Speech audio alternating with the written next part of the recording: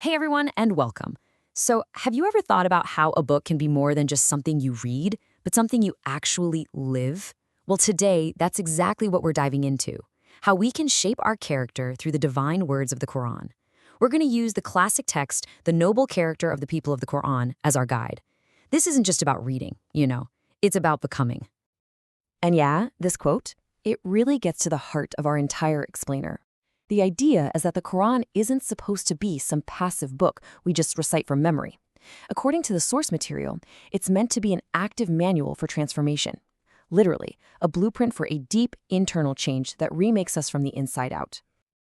All right, so to even start down this path, the first thing we've got to do is really wrap our heads around what the Quran truly is. Because according to our source, it is so much more than just paper and ink. This right here frames the Qur'an's whole purpose. It's not just some historical document. It's presented as active, living guidance. A source of mercy for sure, but also, and this is the crucial part, a cure for all those internal things we struggle with. The envy, the arrogance, the despair, all that stuff that can quietly poison our hearts. And if we break that down even more, you can see it's not just one thing. It's like a whole support system. It's a protection for when you feel vulnerable, a guide when you feel lost, a shield for what's to come, a light when everything feels dark, and yep, a cure to heal your innermost self. Each one of these is a totally vital role in a believer's life. Okay, so if the Quran has all this incredible power packed inside it, how do we actually, unlock it? Well, according to the text, the key isn't just in the reading, it's in how we truly listen. Man, this is such powerful advice. The instruction here is to fight that urge to just get through the chapter, to just rush it. Instead, when a verse really hits you, you're supposed to just stop, pause, reflect on it, and let it actually sink in and move your heart. It's a huge shift from focusing on quantity to focusing on quality. And that really forces us to ask ourselves a pretty tough question, right? When we open the Qur'an, what's our real intention? Is our main goal just to check a box off our daily to-do list? Or are we trying to have a deep, meaningful conversation? And this is the bottom line. The text warns us about this thing called heedlessness. That's when you're just distracted, mentally absent, just going through the motions. And that is the absolute opposite of worship. True engagement, real worship requires our full presence. Our heart and our mind have to be completely focused on the words. So let's say we do all that. We engage with the Qur'an in this really deep, mindful way. What happens then? What's the end result? Well, that brings us to the destination of our journey, the transformed character. Now, what's so fascinating here are the signs of someone who's really been transformed by the Qur'an. And notice how countercultural they are. It's not about being the loudest person in the room. It's about worshiping at night while other people are sleeping. It's choosing humility when others are showing off. It's even feeling a sense of sadness for the right reasons when others are just joyful, or maintaining silence when others are caught up in useless chatter.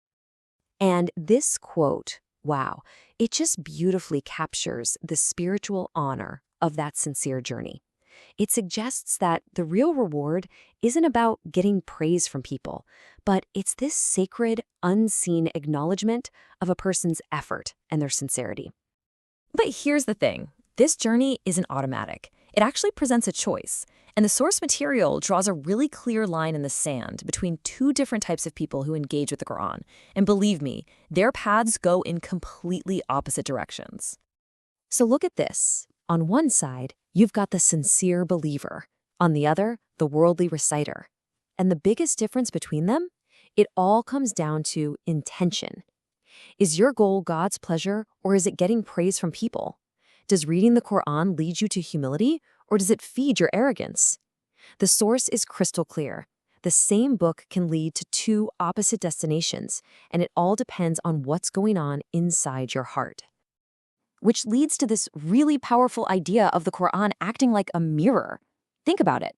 How you react to it, whether it humbles you or it makes you feel arrogant, whether it inspires you to do good or just becomes a decoration on your shelf, that reaction reveals your true spiritual state.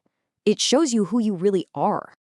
So, okay, the Quran shows us who we are, but what's the highest we can aim for on this path? It turns out it's not just about changing yourself.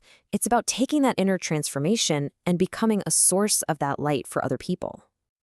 And this famous saying from the Prophet Muhammad, peace be upon him, really sums it all up, doesn't it? The path doesn't just end with your own personal mastery. The ultimate good is to complete the circle. You learn the guidance, and then you pass that knowledge on. You become a link in this sacred chain of teaching. Now look, this has just been a quick look into a really, really deep text. If any of this sparked your interest and you want to dive deeper into the original source for yourself, we've got you covered. Just check out the link we've put for you in the description below. And so we end with this final, incredibly powerful thought to chew on. The tradition holds that on the Day of Judgment, the Qur'an itself will stand either as an intercessor for you or a prosecutor against you. That choice? Well, that's a choice we make every single day, every single time we interact with it.